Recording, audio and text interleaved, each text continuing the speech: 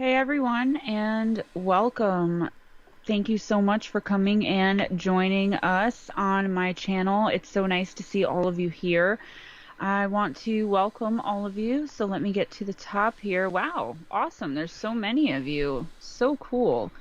New Zealand Mysteries. First, how you doing? Sweetly Morbid Bear, Steve Terry, Body Void, David Wrestler or Riesler, Vixen Doe.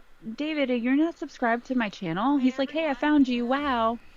Vixen Doe, welcome, welcome. I am so excited about your new name. Thanks and for the it name makes change. makes you sound like a hot chick. Every time I heard Fox Buck, I would think about this big burly hunter in the woods with a rifle. Now Vixen Doe, I'm like, that's sexy. I Jose saw a Medina, guy hey in a guys, Camaro welcome. with a blue jean jacket. Chris Jarvis, my cookie. And I don't know, a slow motion. How you doing, Leslie? It's moving a little fast, so I'm going out of order now. Leslie Arango, Kevin C. I really hope I didn't miss anyone. DJ Man 23. Oh, Jerome. Oh my gosh. Jerome is a very, very important person in my life, a person who is detrimental to actually my recovery, and I think without him I probably wouldn't be here. So everyone, please welcome Dr. J-Man 23, who I called DJ Man because I obviously can't read. Banshiba, hi again. Robert Iako, I think that's an I. So we were over on Fireside Chat, and we weren't really talking about anything, which is what we usually do. So I thought if we're going to stream for an hour and a half, maybe we should have something to talk about. And as usual, you guys just chit chat in the comments. June Thompson just came in. Carrie F. Carl, Camaro Z28, who is Clem.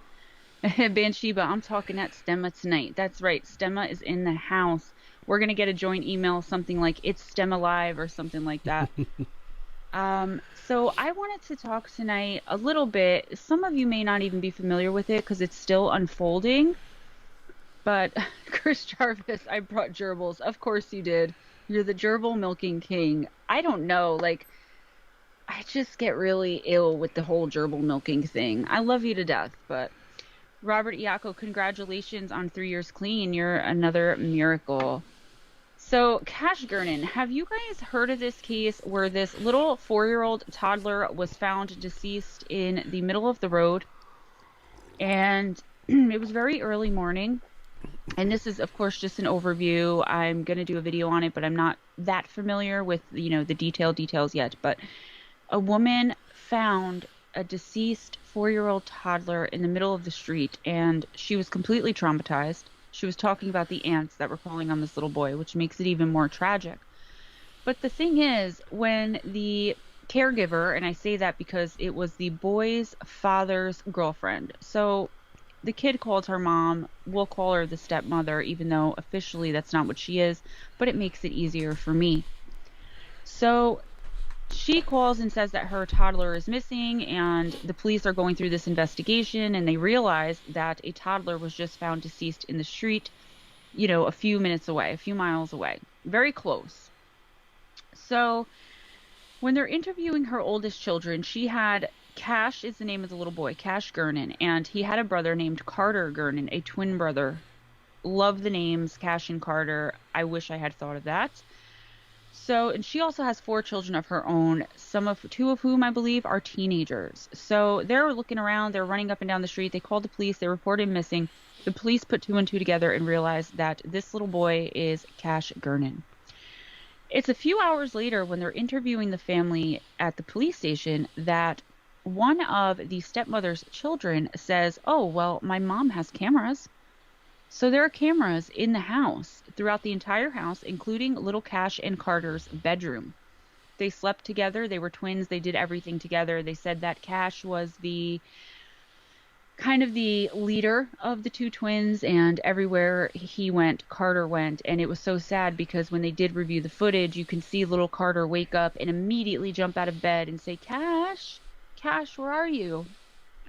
I'm literally trying not to cry. It's so sad. So they review this video, and the first question I know a lot of you might ask is, why didn't the stepmother say from the very beginning, "Let me just go check the cameras"? I mean, why all this?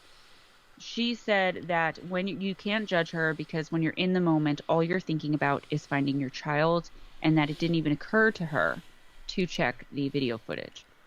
On the video footage, you see a hooded figure, looks like an African-American young man wearing a backpack and a hoodie, walk into the bedroom, stand there over little Cash and Carter as they slept in the same conversion bed. Like, this is how young they were, converted from a crib. And he just stands there for like quite a while, staring at these 2 little boys, watching them sleep. The next thing you know, his name was Darren Brown, by the way, spelled Darriyinn Brown. He picked up a little Cash, not like to comfort him and like you pick up a sleeping child.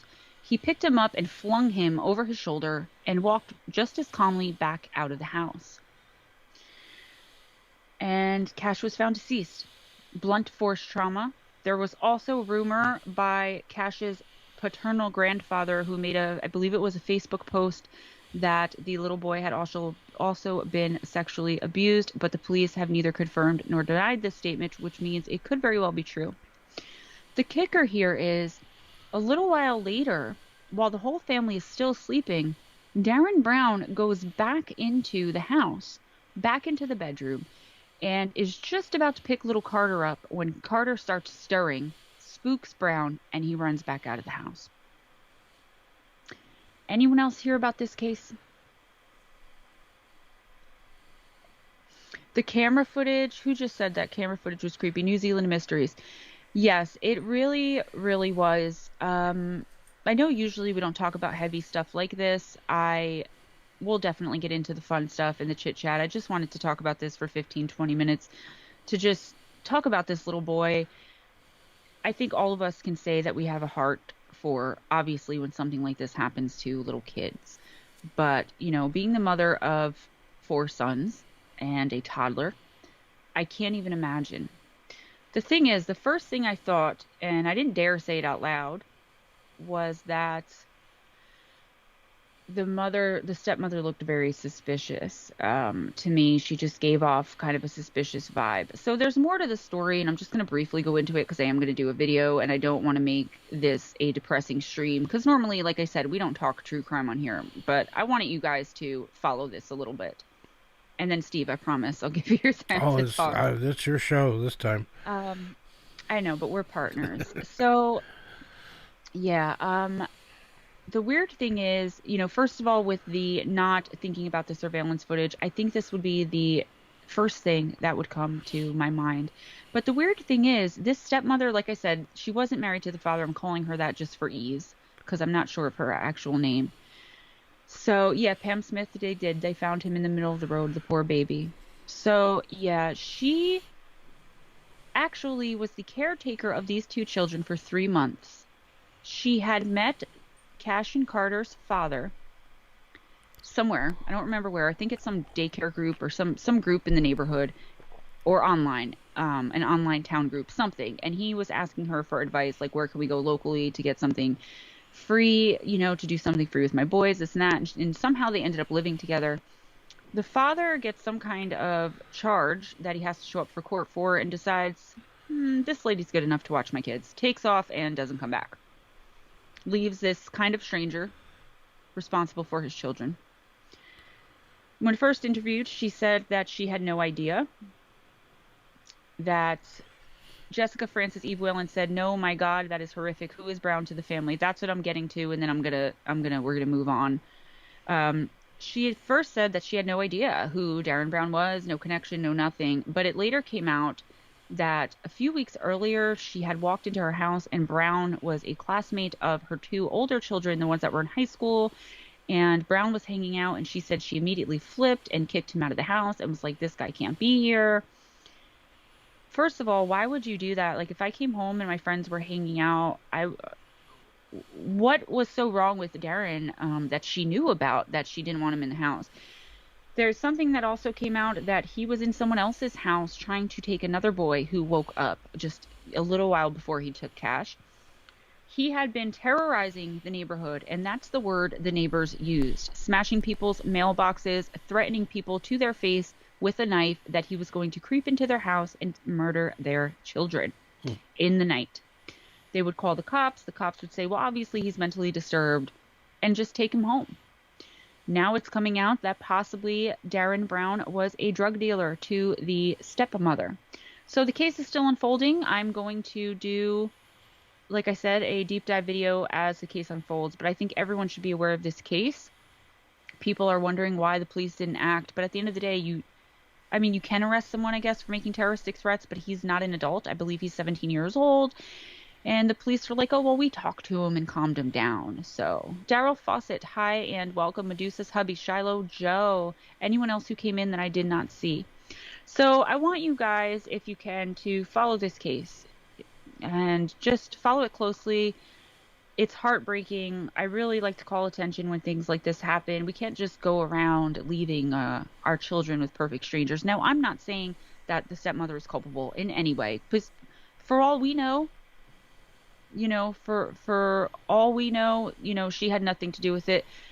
Yeah, New Zealand Mysteries, mother didn't look suspicious to me. That was just my opinion, my observation. I didn't mean suspicious like she looked shady. What I meant was she looked, in my opinion, and this is going to sound so bad, she looked like a drug user. She had a lot of like marks on her face. She was very run down and unkempt. But at the end of the day, it's wrong of me to make that judgment because she did have 6 kids, 2 of which weren't hers that she was in the care of. So, like I said, I didn't even really want to say it out loud, but I just got an off feeling about her. I think that's a better way to put it. I don't want it to sound like I'm judging people just by their looks. I think the energy that she gave off and the fact that she didn't, like I said, she didn't go for the cameras immediately. She said she didn't know who this kid was. Now it's coming out that he may or may not have sold her drugs. Oh no, it's all good. I just want to clarify because it didn't sound right, and I knew it didn't sound right coming out of my mouth. But I just got that energy, that vibe off of her. So guys, I want to brighten up this live stream a little bit. But I just wanted to make everyone aware of little Cash Gernon. Keep him and his family in your prayers. The father did use his sister's YouTube channel, which I haven't checked out yet, to make a public announcement. He said he was sorry he couldn't be there. He noticed that he said he wanted to come home and bury his son, but only if the police would promise not to arrest him on his felony warrant.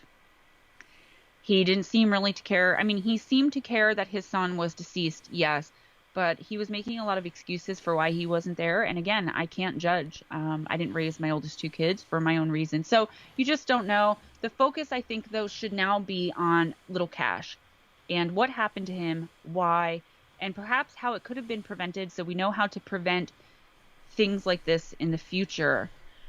Logan says, I know one intense case, the story about Gypsy Rose Blanchard and her mother, Dee Dee Blanchard. I don't know if you know that case. They scammed literally everyone around them. I think that was more Dee Dee, but yeah, Gypsy was the victim of Munchausen by proxy from Dee Dee. And that's definitely something we could talk about. Bruce Hansen, welcome. Knock, knock. I don't know if I said welcome to you, if I officially said hi to Logan. So June Thompson, this is still unfolding. I don't know. Let me see if I can look really quick for the exact date. And then, Steve, I'm going to let you weigh in, and then maybe we'll change some subject to something a little less dreadful. This happened in Dallas, Texas. Yeah, and see here, you know what? You see a picture of the mother, the stepmother, and she looks perfectly fine. So maybe she was just frazzled, and I kind of jumped the gun on my assessment of her. So I don't know when this exactly happened, but the article I'm looking at, it was posted on May 20th. So she said she can't even stand in his room anymore. She can't face it. It's just too painful. And I don't know. Just horrific. I think I got to give her a lot of credit, because when the father took off, she didn't know these little boys. She hardly knew this man, and she did give them a home, and she did take care of them. She was homeschooling them. So, you know, there's another side to every coin. Steve, I'm going to give you a chance to talk, and then I pulled up what you guys probably want to hear a little more about, and I found some very good statistics about missing people by state in 2021 in America, at least. So, Steve, what's up with you, homie? Just hanging out, like doing these random streams, just anything. Sometimes those are the most fun, the most interesting, because you can overplan stuff sometimes, so I like the spontaneity of it. Got a good crowd here. We got a lot of people that came over from Missing Persons and Mysteries, our fireside chat over there, and some new names too. Glad to see everybody here. Thank you for joining us. I saw Laura Stevens sneak in here, said she was late. Jose's here, Pam Smith, Camaro Z28, Shiloh Joe, a lot of the same people we just said hi to over on the other stream, so we appreciate you coming over here. Grey Wolf Paranormal, Maraid, Easton Steve, did Sanders. you get new glasses? I did. Maraid, my beautiful mermaid, welcome, girl. Easton Sanders, sorry, did you get new glasses then, Steve? Yeah, these are the little tortoise shell. I'm channeling my inner Guillermo del Toro. Leslie Arango, did they say why the boys didn't go back to the biological mother? They did, but I've got to tell you, I don't remember. That's why I said I'm just doing kind of the overview. The biological mother did speak out, said she's been trying to get custody back of her sons. So I'm assuming, and I can't say this for 100% certainty, but I think somehow the father ended up with custody. Cameron Long, welcome. Jose Maguina. So, missing persons by state. Someone was just in the other stream asking, like, for, you know, some statistics or citation, which we couldn't give that person right off the bat, but they are going to email us, and we're going to help them with their project on the missing, because if it's about the missing, it's about us. Not that we're missing, but, you know, that's kind of our jam. I can't believe how far I've come on my book, The Missing and the Fae. I literally got so much done this weekend. I need about 8,000 words to make it complete, but, you know, I'm going to go back and fill in some of the blanks and make the chapters, you know, pad the chapters a little bit and give you guys a nice hefty book there. And I really hope you enjoy it. I'm really excited about it. I'm really proud of it. It's something I've dreamed about my entire life, being an author, but I never vocalized it because, like, who thinks that that's going to happen, you know? So here we go. And if you guys are like bored with this, let me know. This is maybe like the third live stream ever done on my channel, so I'm kind of trying to find my way.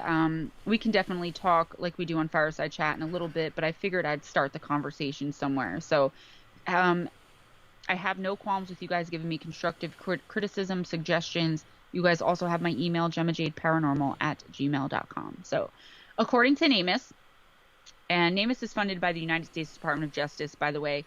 So we were looking for this number in the last chat. It's more than 6,000 people of all ages go missing every year, and this is in the United States. And just about 4,400 unidentified bodies are recovered every year. So as I was saying too, when Steve and I were talking about, the vast majority of people that go missing are found relatively quickly. It's somebody who, just went to their friend's house after school and their parents panicked.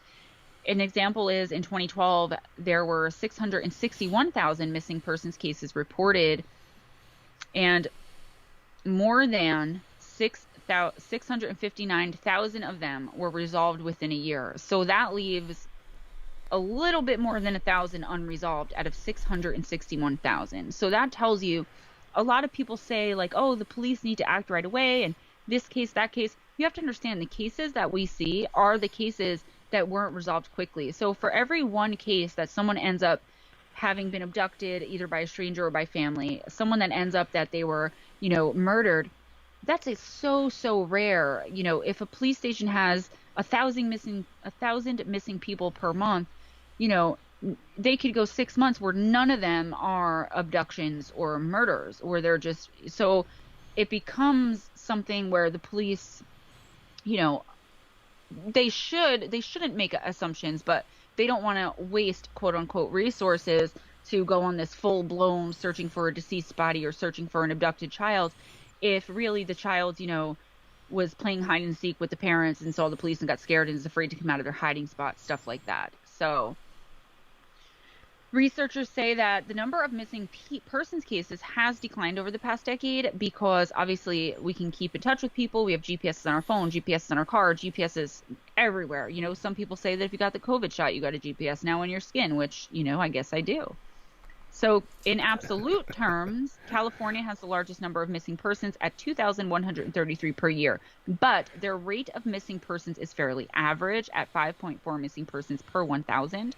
The highest rate of missing persons by far is in the sparsely populated Alaska, with 41.8 missing people per 100,000 of the population, which is 5 times California's rate and 3.5 times the rate of second-ranked Arizona, with 13 missing persons per 100,000. There's so much more to this, right? Are they missing children? Are they abducted? Are they stranger abducted? So, yeah. Nick Y, welcome. They just found 2 bodies out by me. Where are you again? I know you're not in McAdoo, Pennsylvania anymore, but I don't remember where you actually said you were. David Wrestler, good night. You're definitely not stupid. I don't know exactly what you're talking about, but nobody is stupid. I was having trouble seeing night. And hearing the show. I'm not sure what was going on there. It doesn't mean you're stupid. It could just mean you clicked something by accident, or try again. Our next stream is on Wednesday night. It's a little bit different format, but I mean, I've done it before. It does not make you stupid. So, Steve, come on. I want to hear your lovely, let's see. voice. Kari F let me know that she's listening while she's taking a shower. I don't know why she's texting and taking a shower, but just thought I would share that with everybody and hopefully embarrass her if she really is listening in the shower. Medusa's hubby says, Mr. Stockton. I think he meant Mr. Steve Stockton. I'm beginning to sweat on Mulder's tobacco intake. Did he get it? My lighter, please. He ran off with it.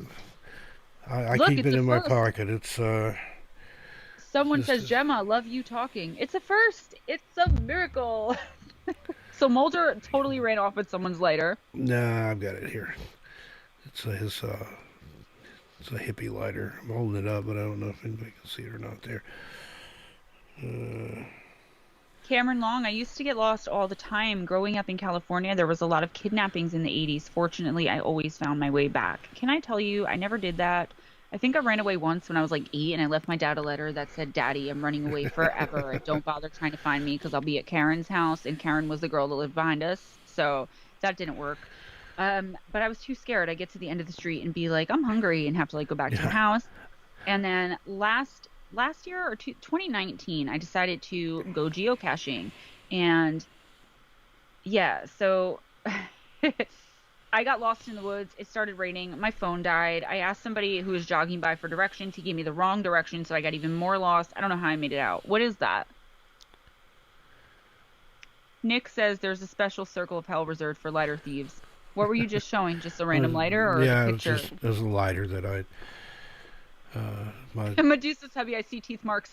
it's got two fingers touching in like a mandala. So I don't know, but there was something there I was going to comment on. I don't remember what it was, but anyway, yeah, We mainly did this to help get my view hours up. So that's kind of why we're a little don't really know what to talk about, but may do these on a regular basis to help you out there.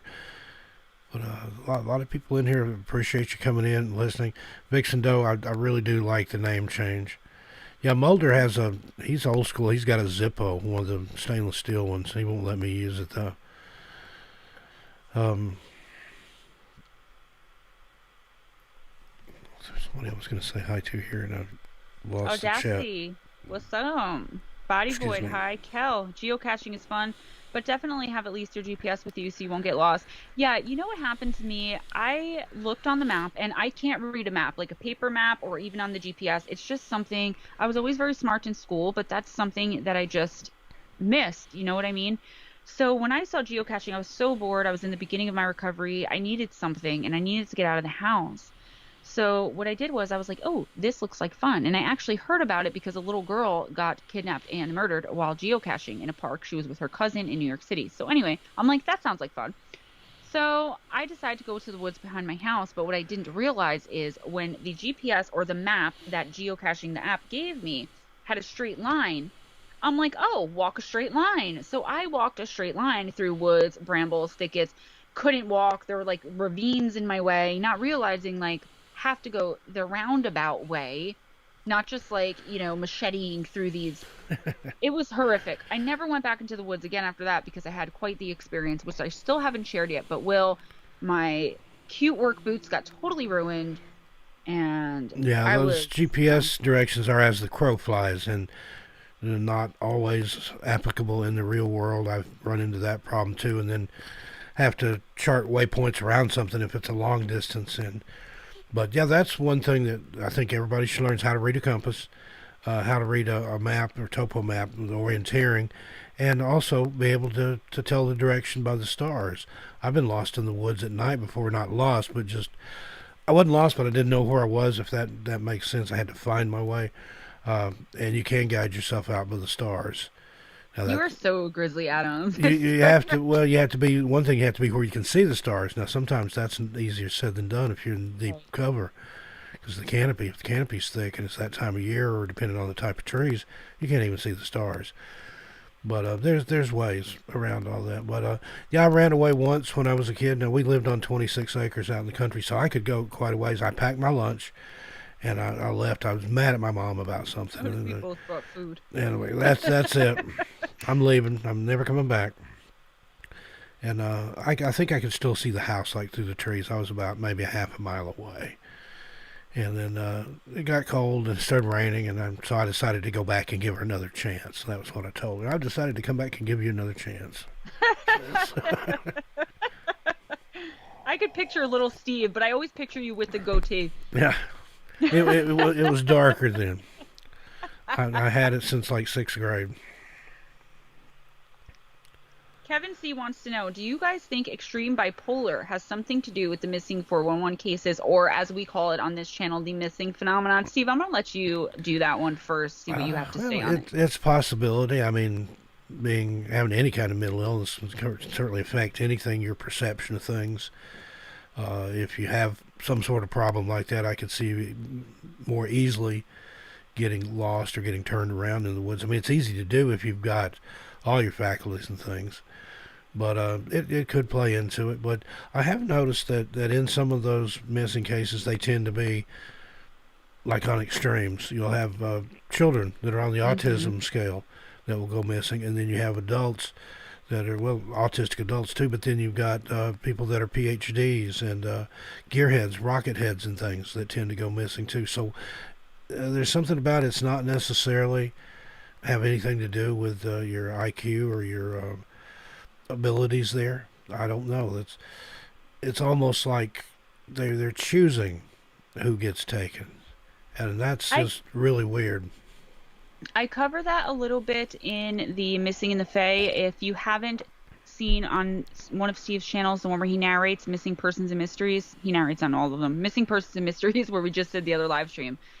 They have 3 videos there, and there's a 4th coming out called The Missing and the Fae. And I wrote those, and that's actually what my book is based on. But I do go a little bit into certain kinds of fairies and why they may be choosing, right? Why they may be choosing certain types of people, like elves, every few generations need human DNA to keep their race going. And goblins love shiny things. So, who better, than a little kid with something shiny? Or maybe they're getting angry because people don't carry gold and jewelry on them when in the woods. So goblins are the only fae that can turn a human being into one of them. So, that's the kind of stuff you're going to find in my book, is a connection with the fae to those kinds of things. Why do certain fae pick people who are a little more mentally challenged? Why do other fae want the smartest of the smart that humanity has to offer? I also came up with another theory on why the people are being found either not found and their shoes are being found, or being found separated from their shoes. And I found something very interesting on that you're going to have to read the book to hear, or possibly it could be in part 4. I'm not sure. But I have a theory about not necessarily just extreme bipolar, but mental illness in general, where I've said a few times, and I think a lot of you agreed with me, where I think in certain missing phenomenon cases, they don't put people who have had drug addictions or any kind of mental illness or suicide ideations. They refuse to put them in with the clusters and even consider them as part of that missing, the clusters and all that stuff. I don't want to say it. It's like missing 911, but with a 4. They refuse to allow these kinds of people. And number one, I'm highly offended as someone in recovery, as someone that suffers from high anxiety.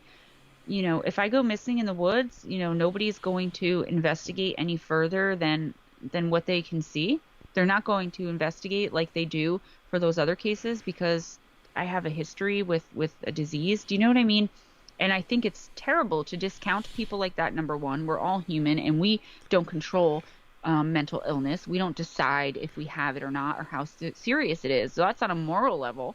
But on another level, like I always say, I think people, schizophrenics in particular, not that I know so much about all different mental illnesses, but to me, having lived with a violent schizophrenic for years, some of the things that he would say, or some of the things that they say, are kids that are severely autistic that do talk. Some of the things that come out of their mouth, I think, like, maybe they're just more open. Maybe they're operating on a different frequency or on a higher vibration than us, and they're not crazy. We're just blind. Are they seeing things and connecting with things that we just can't? Our minds just can't open that much, and our society labels them as crazy, and they feel so crazy and act so crazy, quote unquote, because they're being driven crazy because they're seeing these things. They know they're seeing these things. They know what they're talking about. I'm not saying everything that comes out of someone who is severely or extremely mentally ill's mouth, they're telling the truth or they're actually seeing it. But I mean, I don't think people should be discounted for any reason. If they're missing under suspicious circumstances, they're missing under suspicious circumstances. And I'm going to tell you all right now, I would never take my own life, and I would never run off. So if I disappear, start looking in the woods. Same here. If I ever go missing, it wasn't of my own hand. But another thing, in the other stream I was talking about Camelio by Robert Guppa, who talks about this technology that, according to him, our government has, that they can make soldiers invisible. They like to use small-statured people. He used the word midgets. The guy that he was talking to, that his apartment was overrun by invisible midgets. But but he happened to be a drug addict, and that's Robert Guffey reached the conclusion that that's why he was being targeted, because nobody would believe a word he said, except Robert believed him and wrote this whole book about it. But you look at that's a common thing uh, with, like I say, serial killers, for example. They'll use people that are disposable, people that won't be missed, people that are marginalized by society, homeless people, runaway kids, prostitutes. Same thing, there's a lot of people that prey on those types of individuals, and I could, it makes sense where these things would too. Then that's probably an area that needs to be looked into, is how many of these cases that have been ignored because there was a history of drug abuse. It may not have anything to do with that at all. Donna Messenger. Oh, hey. Donna, as you guys know, is another person who's very near and dear to my heart. Welcome. Grey Wolf Paranormal, I didn't get to say hi. Anyone else that I missed, I apologize. The chat moves a little bit quick. Man, you just brought something up. Oh, something that struck me that I heard such a long time ago, and I'm surprised that I didn't put it together. So a lot of these people, maybe not a lot, but a good Vixen Doe, I agree. At least he's looking into it in some form. But I'm just saying, I think that he should be looking into it from the very beginning. He shouldn't be looking into mental illness backgrounds. And maybe he's not doing it anymore. I don't know. I stopped following him. I think he shouldn't be waiting until after they're found. He should be giving information and helping in the search, but he won't.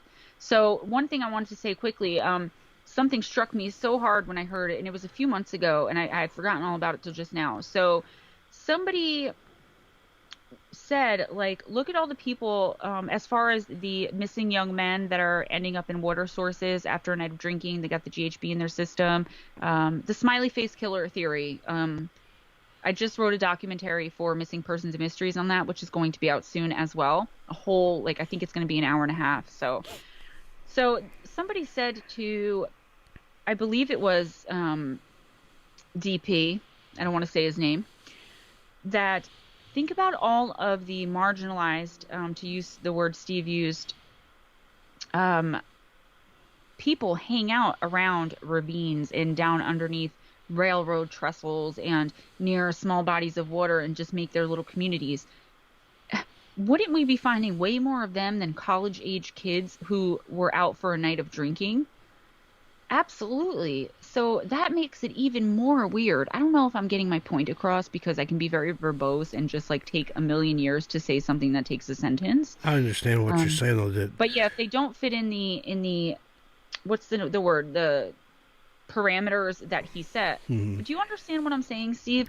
How many of them should we be finding? We should be finding a lot more of them proportionally, because you don't expect college age, kids to go to the bar and then go missing. But it's not that unusual for people that live in the woods, that live under a bridge, or that hang out in a tarp downtown to go missing.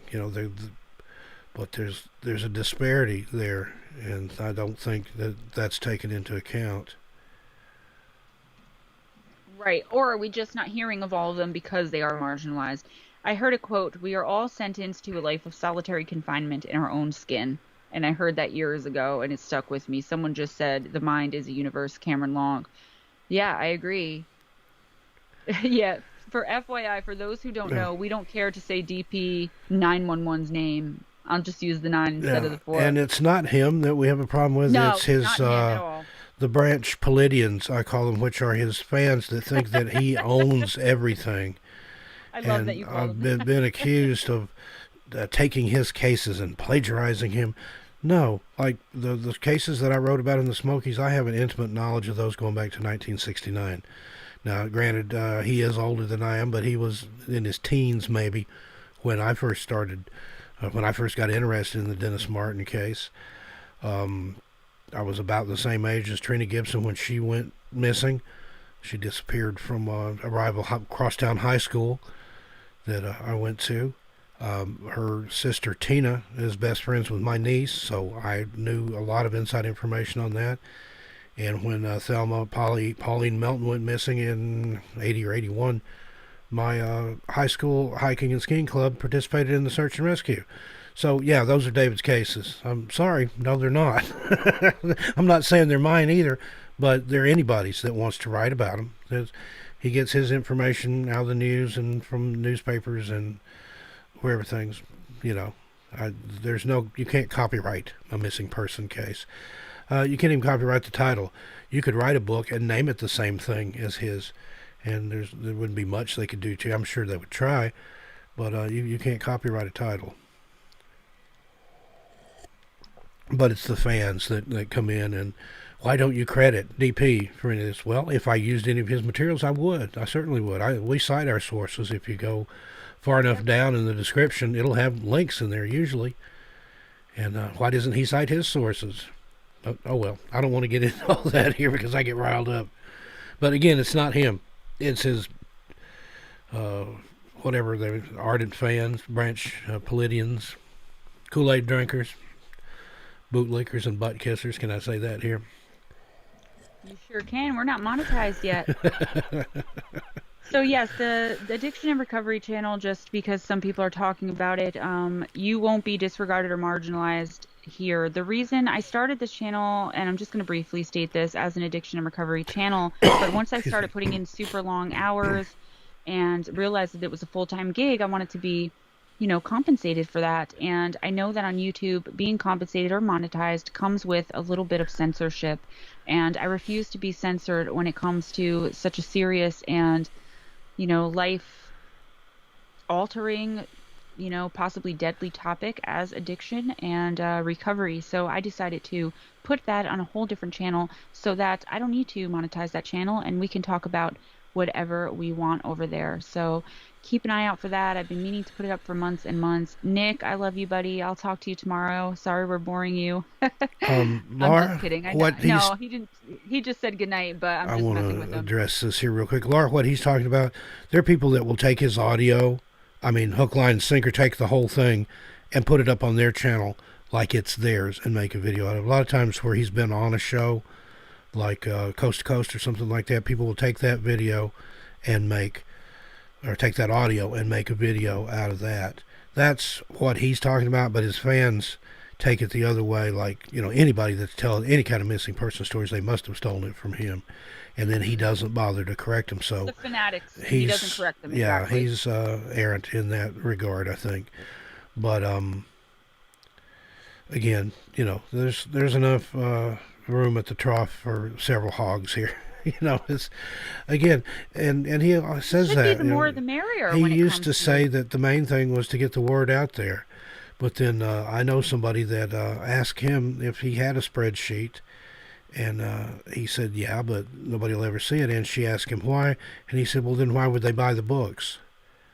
So the only I don't thing, know. while we're on the subject, Steve, I know you're riled up. While we're on the subject, the only thing I was subscribed to, and we're going to move on because I don't want to say anything that's going to get us in trouble or that's going to make people think that we're against him, because we're not. We just feel differently about some things. That's all. We just do things different, and that's perfectly okay. That's the best thing about YouTube. But I would religiously watch. You could probably see me in some comments of older videos telling him I believe he's beyond reproach. And just absolutely pretty much worshiping. I was drinking the Kool-Aid. But what happened was he pretty much chewed us out for sending him. He told us to keep our emails to one paragraph, because he's not interested in hearing our life stories. If we want him to talk about something, one paragraph. He told us to stop leaving long comments, keep it to a sentence. So, I just thought it was very rude and very ungrateful. But it should be the more the merrier. Everybody should be able to cover, all of these cases. I'm sure the parents of the victims, the families of the victims, would not be too happy if people were coming out and harassing. Just for instance, say someone's harassing Steve about his book without even reading it, without even knowing Steve or what he's about, what his stuff is about, what he's about as a human being, and coming out and attacking him publicly for sharing their family member and loved one stories simply because someone else who thinks they're more famous shared them. And again, it's not him. He's just not correct. If you went and attacked somebody, like if I said I don't like so-and-so on YouTube, or if someone else is writing a book about the missing and the fae, even if I was a little annoyed about it, I probably wouldn't mention it on here. But if you guys took it upon yourselves to go and harass this person, like personally try to stop people from buying their book, I would be upset with you guys, and I would be like, hey, like that's not what we're about here in this community. I'm a little upset about it too, but we learn from it, we grow, and we move on. Always go in grace. I tell you guys all the time, go in grace. And I think you have a responsibility when you're a YouTube creator or a public personality, whatever you want to call us, to tell your friends and your family, on your YouTube friends, your YouTube family, what you feel is right and wrong. You have a moral obligation, especially to the families of the victims. Mm. The funny ones that get me are the people that I'm gonna tell David on you, and I'm he, like, he really, turns really, purple. you're gonna run tell on me? I said, well, if David has a problem with me, he can tell me himself. We've been friends on YouTube since, or on Facebook since 2014. We've talked on Messenger and stuff. So, you know, why can't he come and tell me if he's got a problem with me? So I don't, you might go run tell Dave, run tell that. Steve Terry, he says he is overwhelmed with email. Oh, absolutely. I I'm can't even sure he is. imagine how much email the man gets because I'm overwhelmed and I only have 1.16K subscribers. I've got But over here's the thing. 12,000 sitting in my email box It right was now. the way he said it. I'm not interested in your life story. Get to the point. Make it a paragraph. Otherwise, I'm throwing it out. Well, That's almost he even said that almost he word would for word what he disregard. said. He said he would disregard if it was poor spelling and poor grammar and stuff Yes, too, and if and we poor don't know how to punctuation. spell, read, or write, don't bother. I mean, these are coming out of his mouth. I don't know exactly where, I can't say quote unquote exactly word for word, but I'm telling you, he said these things because this is why I stopped talking to the man and interacting in his comments. I was all over his comments. If you look 6 months ago, all over the comments on that YouTube channel. Under this name, and you could see all the wonderful things, the praise that I was giving him for the work he's doing, and I still do. But to tell people if you have a problem with spelling, maybe perhaps you're dyslexic, he's not interested in reading. Dude, you make enough money, pay for like an editor or something to go through your stuff. I mean, maybe that's not realistic. I don't know. I'm Well, sure he is and I'll overwhelmed. say you should see some of the listener stories that I get.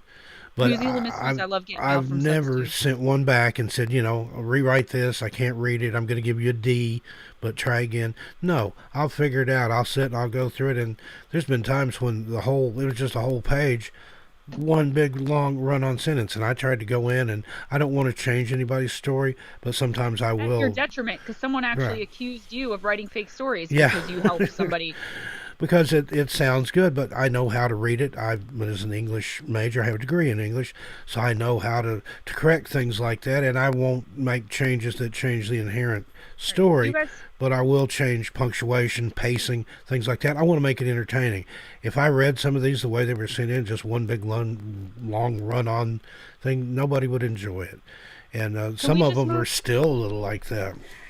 No, you're right. But I mean, even like I said, at your detriment, someone came in and was angry and said that you were, making up stories. They were obviously written by a writer. I'd like to move on from this subject because I feel like now we might be going into like picking on him territory. Yeah. Steve Terry, he is to the point he has bigger problems. I totally get it. We sent him sympathy letters, more than one paragraph, at the passing and everything that happened, and I do sympathize with that, but to come off arrogant to the people who you're making money off of with all of the views and ads that run. I love you, dude, but I agree to disagree with you. And I definitely don't know how we got on this subject, but please, if we can move it forward, because I don't want to badmouth somebody. I'm Yeah. just simply saying I think what he's doing is great. He brought this whole thing to people's Yeah, attention. I mean, he made absolutely. it worldwide. But I just want to move on because I definitely don't. Said I don't have a And problem with everybody the does have man. their sad It's stories, the naturally. fans. It's the Kool-Aid drinkers that I have a problem with. But now earlier somebody was mentioned Randonautica. Let's switch Logan. back over to that. I fooled around with that a little bit, and I didn't actually go to the places. But I'd asked. My intent one time was something beautiful, and it gave me the address for a nature preserve nearby. I asked it for something strange, and it gave me what turned out to be a Masonic cemetery. And then I asked for something truly evil and creepy, and it gave me an address. And I put in the address, and it's an apartment building. So I looked up that specific address, ran it through, did like a more advanced search. Turned out, and I won't give the address, but the person that lived at that specific address, like each apartment had its own address, the the specific address that it led me to, the person that lived there was a registered sex offender that had done stuff with kids. Oh my So, gosh. Are you kidding me? no, not at all. So be careful what you put your intent in there for. When I last saw Jerome, who I'm wondering if he's still listening, we were talking, I think we were talking about Randonautica, and I was talking about an enchanted forest they told me was near my house. So off I went, and it ended up being like a chair, like this really ripped up, nasty. I have pictures of it somewhere. Nasty looking chair that like rodents were living in. And I was like, wow, enchanted forest. What I put in was something magical. And I got led to a rodent filled recliner. It was magical for the rodents. Like, hey, look at this. We've We got a fancy house made out of leather. exactly. They're like, check out my new house, girl. It's got all these Sweetly different morbid bear. levels. Missing women in bars would be a good series. You know what? I got you. I'm gonna add that to my Check list. into that because you always hear about the missing guys. You know, the Schaefers and the other guys. Yeah, I don't. that's a good I can't idea. even think of a missing woman from a bar story right off the top of my head. You could? No, I don't. I can't think of Oh, one okay. I off thought the you were top gonna of say, my head. wow, that's yeah, you know what? That's actually a really good idea. I think I'll look into that, guys, for something next month. Camaro Z28, we live in some weird times. Absolutely, we do. Um, I definitely agree. I think I said this in Fireside Chat that the energy is shifting. I think the vibration is shifting. I think the veil is lifting. I think that's why we are seeing creatures like Glimmermen. I don't think that these are new creatures, and I want to say again, I think that there are two different types of the entity we are calling Glimmermen. I think there are government or military entities that look like they're wearing the Harry Potter cloaking device, the Harry Potter invisibility cloak, technology. And then I think there are alien predator entities like the one that I saw that was trying to lure my toddler into the woods while I stood right there and watched it, that was crouched down like a praying mantis about 50 feet, maybe a little bit more, from a main road on a clear day at 2:30 in the afternoon in northern New Jersey here next to my house. Um, I just felt psychically its energy was evil, alien, horrible.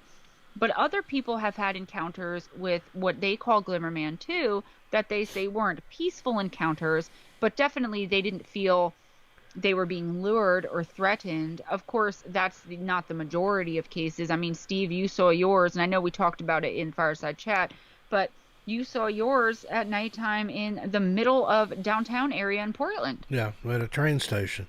But And it was then, coming after you, wasn't it? well, I don't know. It crouched down when it figured out I could see it, and I didn't stick around long enough to see if it was going to chase me or what. And that's why I didn't want to run from it. So I just kind of casually walked, and then when the light changed, I darted out into traffic against the light and sort of used that as an excuse to run. It didn't follow me that I'm aware of. But Oh my then goodness. in this last subscriber stories, I don't know if you've listened to that. We had a person that had one walk through her sliding glass door and remove a lump from her head that her doctor was going to do a biopsy on if it continued to grow. So that's the first time I've heard of one being helpful or beneficial. I just want to say to, it's so funny calling you this, Robert Allen, he said some Patterson love. Another person that I know in real life that I am very, very good friends with, but I haven't seen in a really long time. It's so weird calling you Robert. You have to remember to call me Gemma. Jess, he said, look at you, LOL. Really cool to see you. Hit me up on Facebook Messenger. Haven't talked to you in a while. Thanks so much for coming out and joining the Gemma Jade Steve Stockton / Stemma family. Um, I like when people like Donna Messenger and Jerome and Robert here just come out. It's really cool seeing people from my real life too come in and start talking with you guys and sharing ideas or even just listening silently. It makes me feel really good. It makes me feel proud of myself for how far I've come. Robert even knew me when I was out there, so he knows the crazy Gemma, not the suburban soccer mom I've somehow become, but I love it. Yeah, Sweetly Morbid Bear says, okay, I'll try to not be envious of your experience with them, meaning Glimmerman, because in Fireside Chat, she had said, I'm a little bit envious of your experience with the Glimmerman. And That's like me though. I totally understand where you're coming from because I am envious of people who have had near death experiences, either of heaven or hell. And I know that that comes with so much, other stuff like almost dying or possible paralyzation or, having to see hell. But I totally get what you're saying. Dr. J Man 23, real proud of you, Gemma Jade and Robert Allen, proud of you. Guys, thank you so, so much. I'm proud of me too for the first time in my life. And yeah, there's so much love here. I'm actually blushing. Um, like I said, Jerome, I don't know if I'd be here without you. So I'm really happy that you came in. And you could hear the family that I have here in the YouTube community. We're all like family here. We love and support each other. We hardly ever have any haters coming in, and people accept me for who I am, my recovery and all. I used to think that I had to hide it, but I don't. You get someone here and there that's, mean, but hurt people hurt people. So we try not to spend too much time on them. So, Steve, do you think sweetly morbid bears should be jealous of a Glimmerman encounter? Well, it depends. I mean, there's certain encounters I'd like to have, some that I wouldn't. That's true. I've had people say the same thing to me about my black-eyed kids encounter, and even ask me, would you want to see them again? And part of me would like to, but then part of me is glad that I haven't, because it was. I mean, that's the most frightened I've ever been. I didn't wet my pants, but just short of that. Uh, Imagine if you guys want to hear that encounter too. Steve will tell you where to find it. Don't listen to it on my channel. I have to redo it. But BEKs are the absolute most terrifying entity I've ever. And when I sit like in my kitchen or like when I lay on my couch at night, because I'm up and down and I don't want to wake the baby.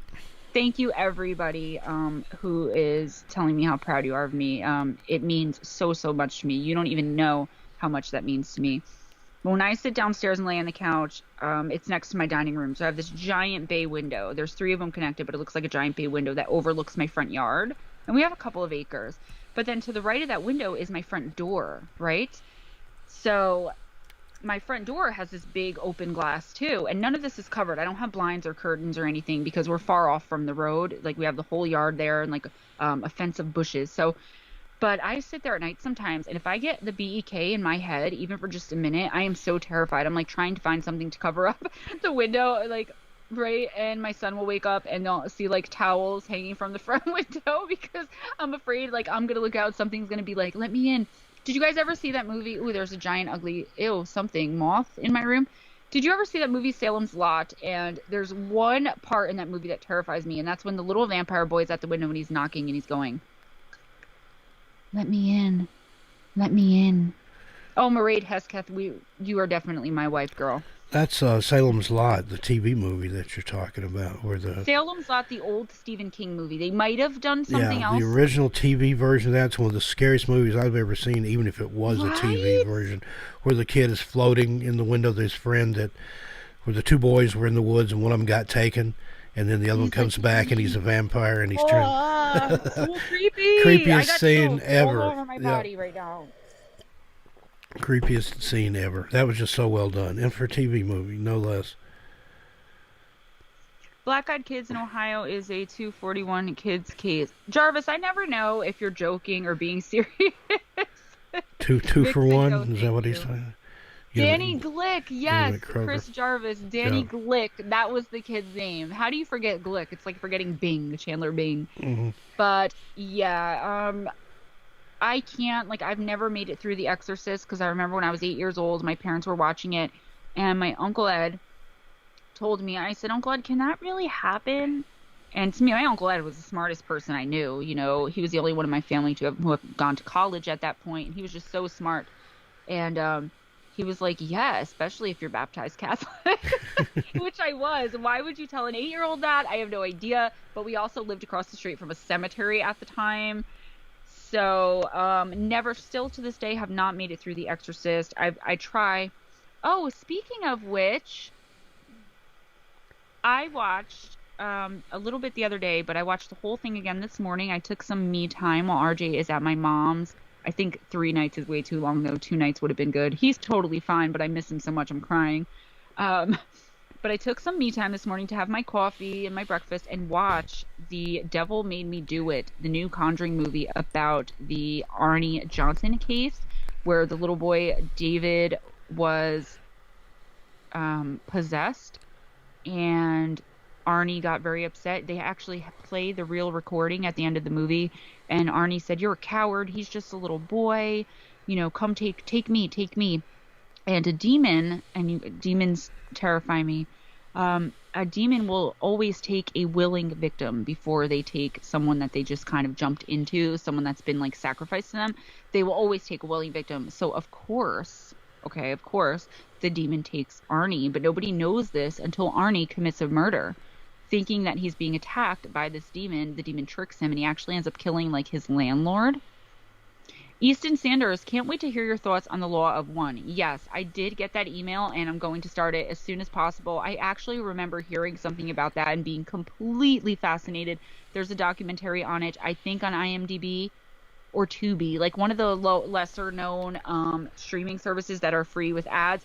There's a documentary that I watched and I was like, oh my gosh. So as soon as I get back into that, I will definitely let you guys know what I think. Body Void Damien is the name of my 16-year-old, who is a psychic medium, by the way. Come on, we got a half hour left, Steve. You got to give me something here. I've been talking. People are going to be like, God, Gemma, can Steve talk? Well, this is your show. I'm sitting here listening. I'm having a good time, but I've interjected a few things here. But, let's see. Cameron Long says he only wanted to be invisible and have a time stopper. Boy, wouldn't that be fun? That used to be.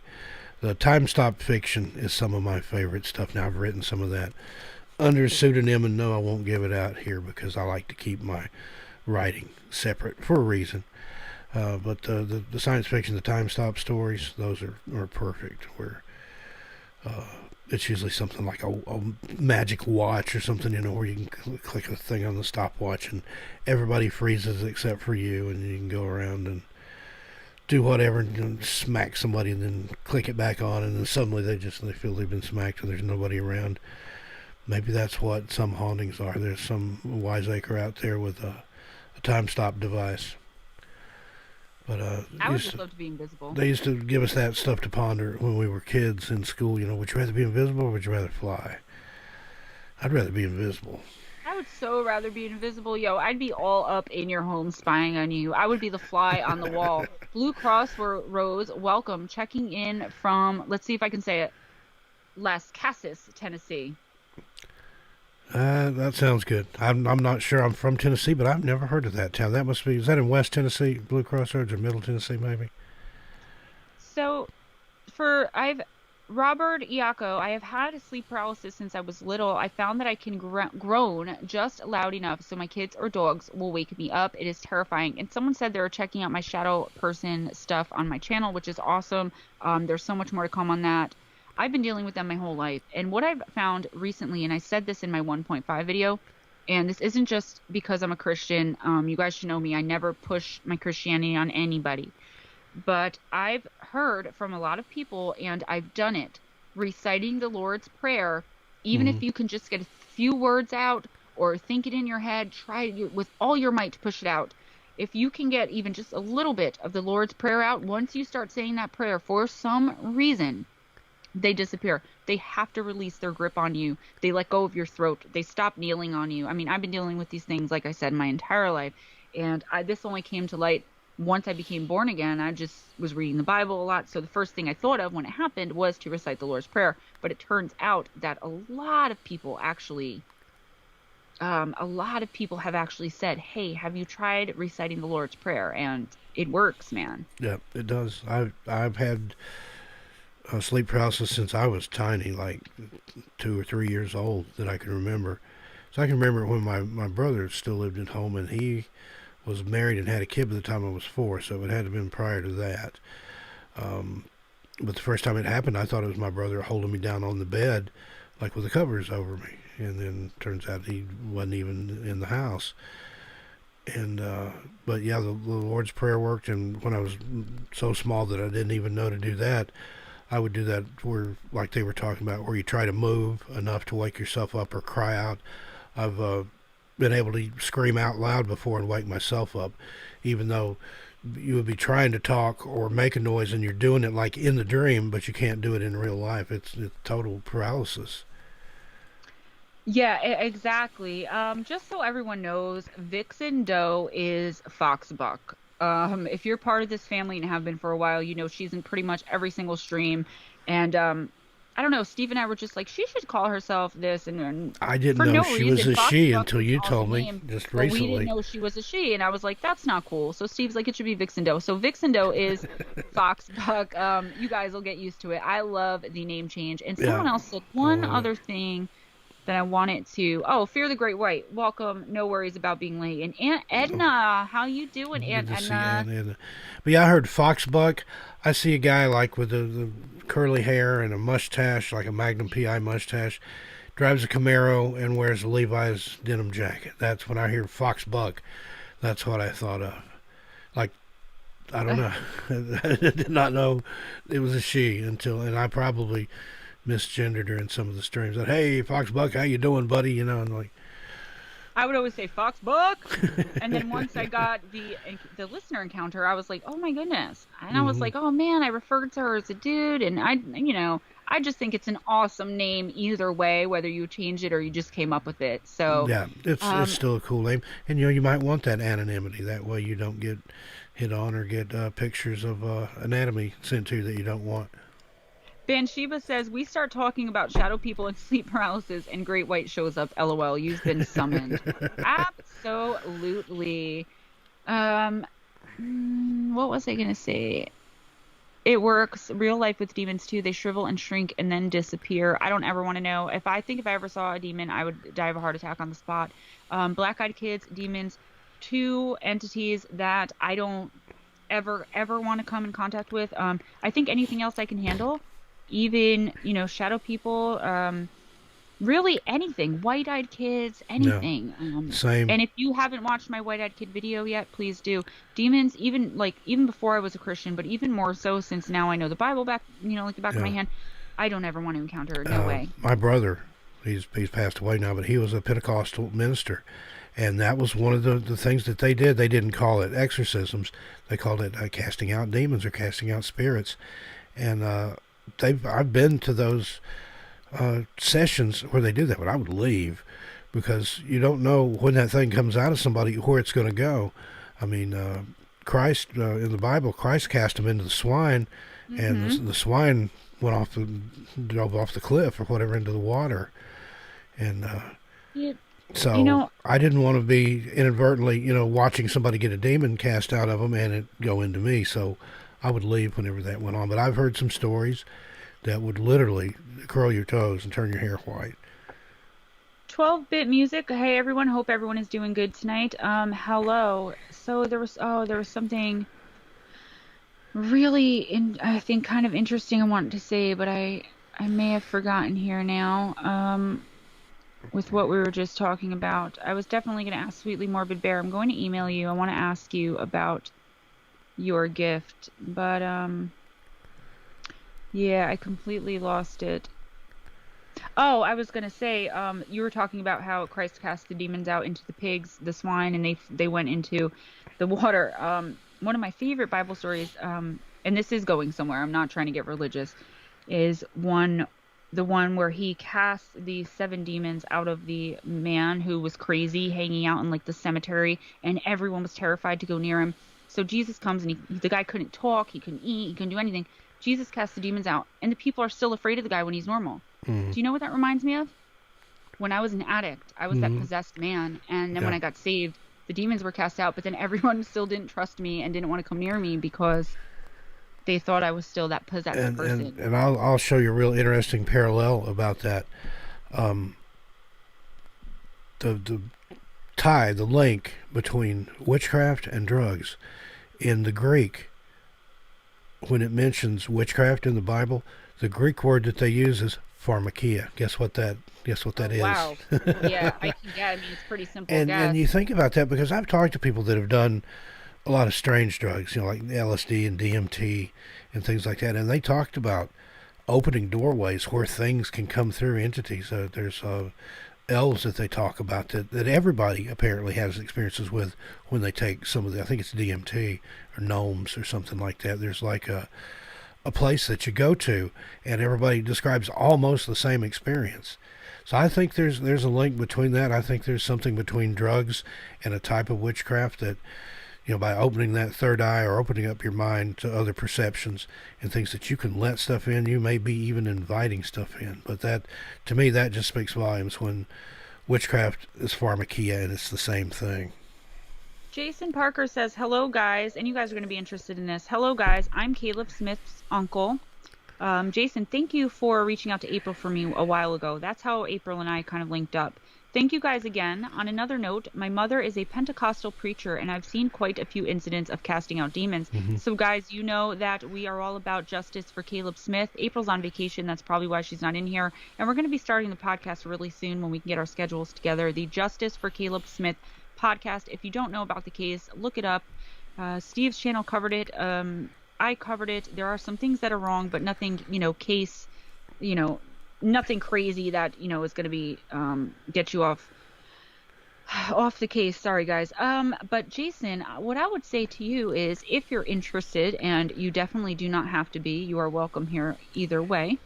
And this goes for anyone else too. GEMMA JADE Paranormal at gmail.com or SteveStockton81 at gmail.com. If you want to see it on my channel or Steve's channel.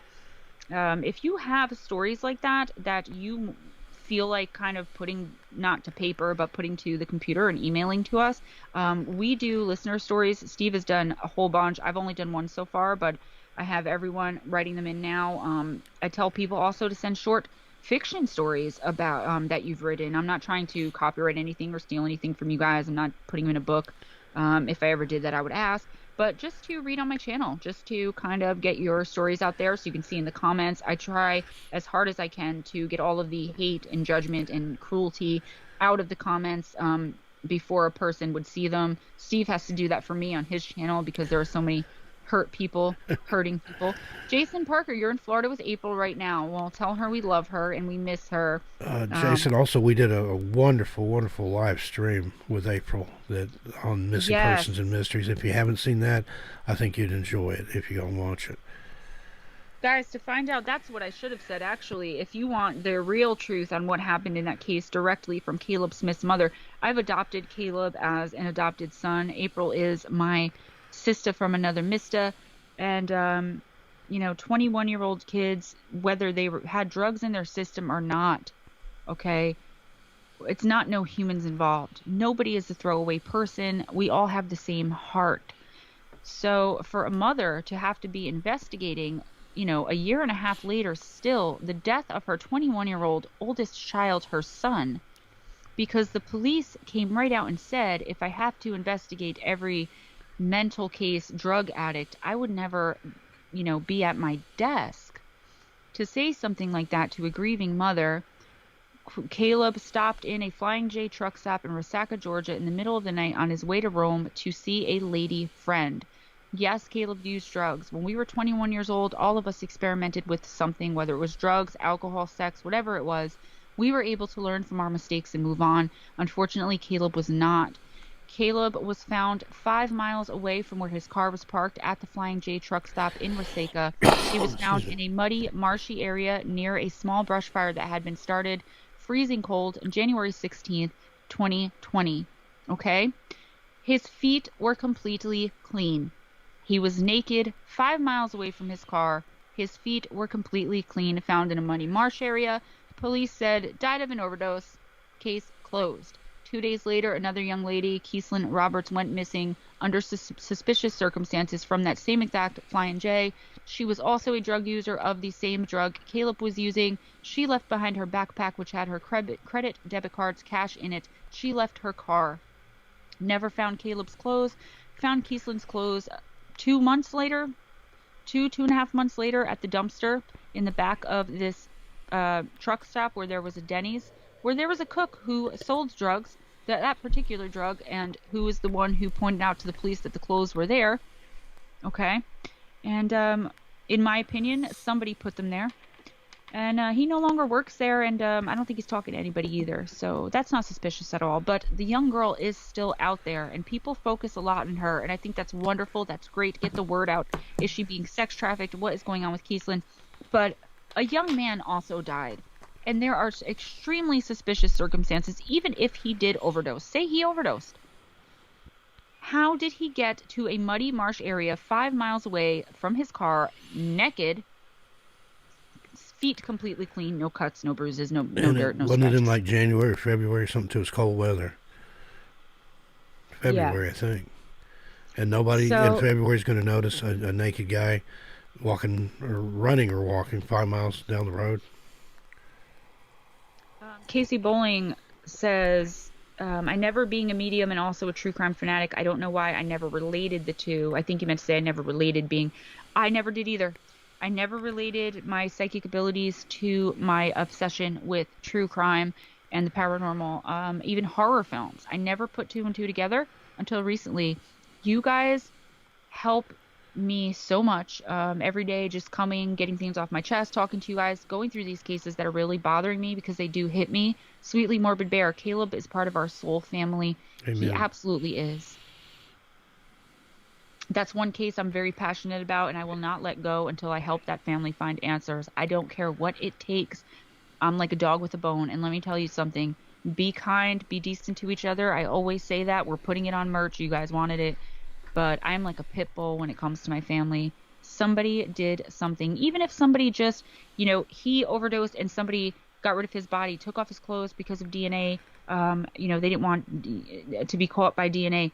You can't just dispose of someone's body. You have to call an ambulance. You have to call the police. You can't just throw somebody away. He had his whole life ahead of him. I get really like this Mm-hmm. righteous, Steve once said it, this righteous anger that accompanies that case. But Yeah. there is a 2-hour live stream on missing persons and mysteries that we did in this format with his mother, April Arrington. So the mistakes that we had in the videos, I still have to correct. I just can't find the time between the three of our schedules. But she was on there telling the story right from her own mouth. The first 15 minutes, people got mad. I was very excited. I interrupted a lot. I didn't mean to, but if you get through the first 12, 15 minutes, I'm telling you, it's a great interview. Mm. Robert Iacco, this is way better than an AA I meeting. just saw That's that.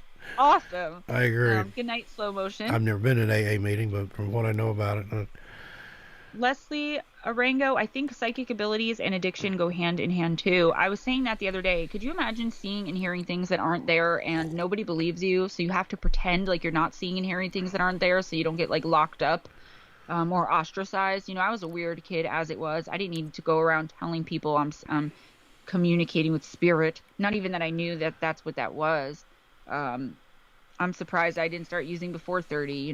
So I definitely agree. I think a lot of people may experiment a little bit with narcotics when they're dealing with, this kind of stuff. Luckily, my son, he's 16.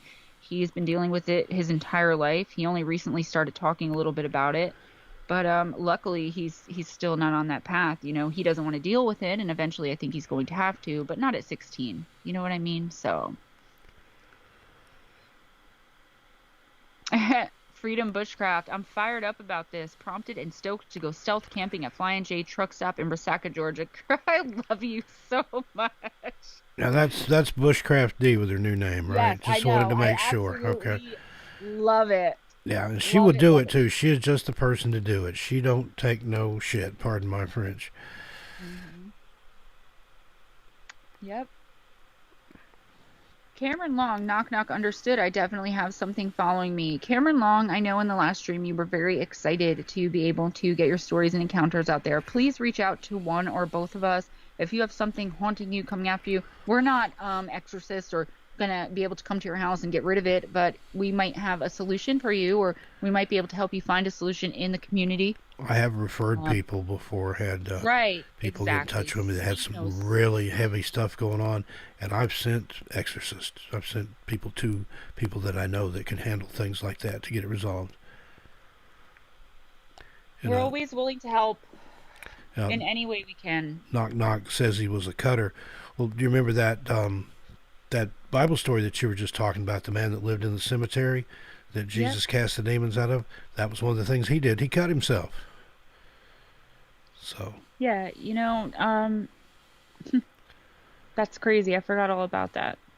Everyone, we're gonna wrap up in about 10 minutes, only because I actually have to go to the laundromat and do laundry because my washing machine is broken, but I wanted to spend this time with you guys, not just to get my view hours up, just because every time Fireside Chat or Campfire Stories or even Real Evil ends, you guys and us, we're like, oh man, it's ending already. It went so fast. So we wanted to give you guys a little more time. I'm kind of jonesing to vape, and I hate being on camera vaping, even though I do it, but it's dying and I have to refill it. Um, but I want to thank you guys so much for joining me here on my channel. We always get tons of views on Steve's, but for me, this is a huge deal having 41 people in here and 39 likes. That's amazing. My little troll buddy did not come and dislike yet, but I'm sure as soon as this hits Facebook, whoever that is will. I want to say, I don't know if they're still listening, Donna Messenger, Jerome, Robert Allen, I love you guys so much. Thank you so, so much. It means a lot to me that you guys are supporting me in this. People that have seen me at my absolute worst, you know, crawling on the ground looking for money, sitting in gutters, just the absolute worst of the worst. And now here I am, and there are people that knew me back then that are willing to accept me now and say, "Hey, I'm proud of you," and it's just awesome. So, not trying to paint a terrible picture of myself, just saying I've been through a lot, as all of us have. So, I love you guys very much. Everyone else that's in here, our regulars, anyone who's new, thank you so much for coming out and supporting me, letting me get these hours in, letting me get some of the stuff off my chest, talking about little baby Cash, and I'm going to be following that. I'm probably not going to do a video on it right now. I want to see how this all plays out. But please keep an eye on that for me. If you see any major updates, let me know.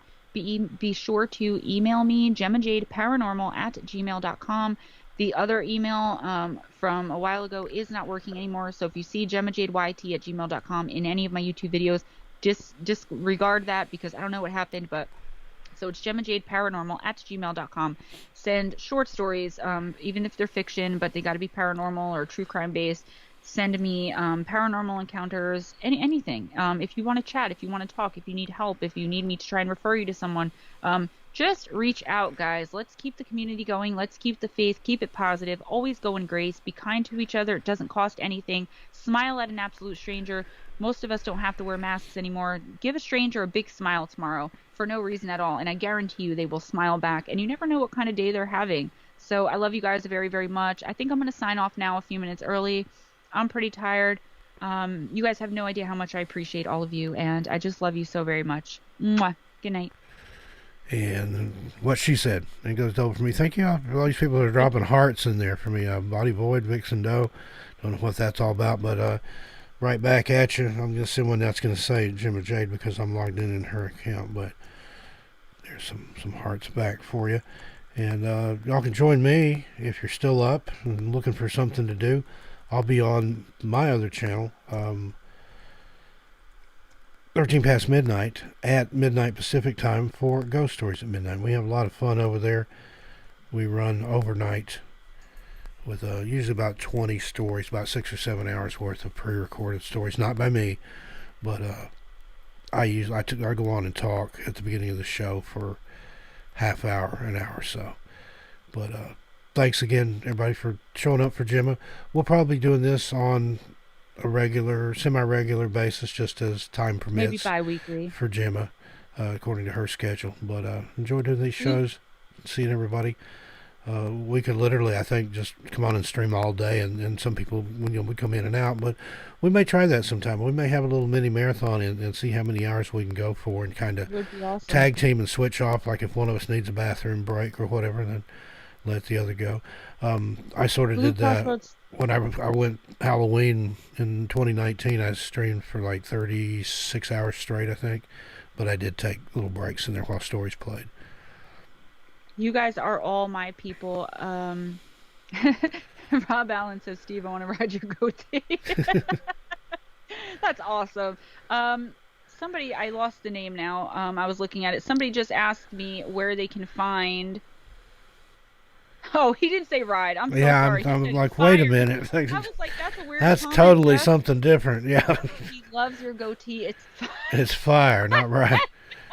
I Uh, was like, why would he say that? Okay, but it was no, funny. no goatee rides for the gentleman. Sorry. Just, I love you. I'm so sorry. I'll give you about half of it, and I'll still have enough left. It's doing its own thing here. I'm gonna braid it or put beads in it or something Justin would look eventually. cool with the goatee, though. Someone just asked where they could find my Glimmerman video, and that is right here on my YouTube channel. It usually starts playing as soon as you get into the channel, but I got to tell you, I did it like over a year ago.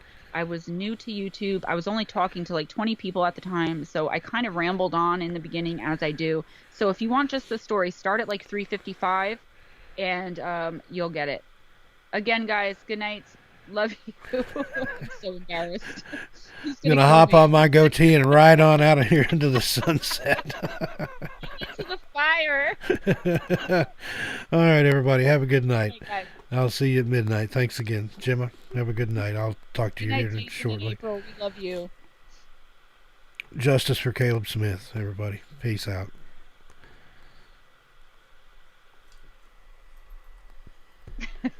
I'm so